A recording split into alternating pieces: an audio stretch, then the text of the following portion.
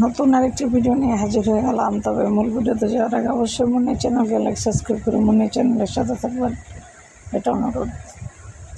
তো আজকে যে বিষয় নিয়ে হাজির হয়েছি সেটা অত্যন্ত গুরুত্বপূর্ণ একটি কথা, মনোযোগ সহকারে শুনবেন, সে অনুযায়ী আমল করার জন্য চেষ্টা করবেন।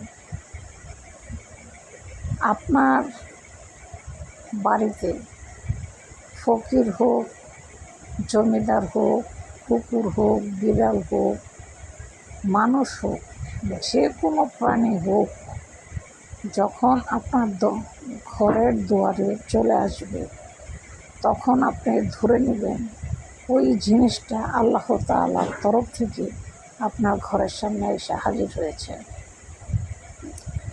যখন আপনার ঘরের সামনে এসে হাজির হবে, অবশ্যই কিছু খাওয়ার জিনিসের জন্যই আসবে।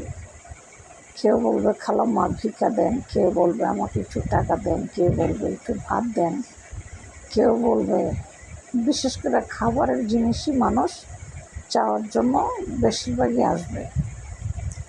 যখন আসবে আপনি ভুলবশত ওই ব্যক্তিকে খালি হাতে ঘরের দরজার সামনে থেকে বিদায় করবেন না।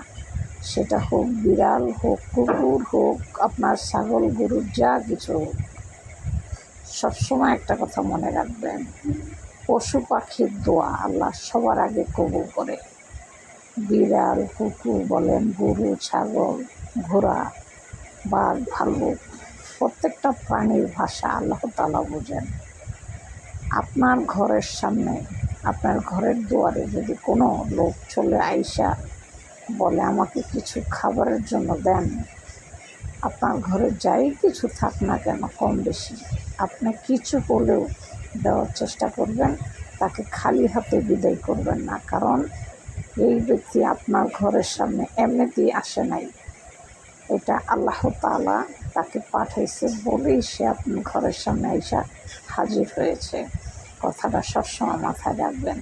আর যে ব্যক্তি কারো ঘরের সামনে, একজন ব্যক্তি বা একটা বিড়াল বা যে কোনো প্রাণী যখন ঘরের সামনে আপনারা এসে খাবারের জন্য হাজারি করবে আর আপনি দিবেন না, কাল হাসরের ময়দানে আপনাকে কঠিন থেকে কঠিন সাজা ভোগ করতে হবে। এজন্য আপনার ঘরের সামনে কোনো জিনিস আইসা বলে, কোনো মানুষ যদি আইসা বলে আমাকে কিছু ভিক্ষা দেন, যতটুকু পারেন দেওয়ার জন্য চেষ্টা করবেন। আর খেয়াল রাখবেন সে যেন আপনার বাড়ি থেকে খালি হাতে ফিরে না যায়।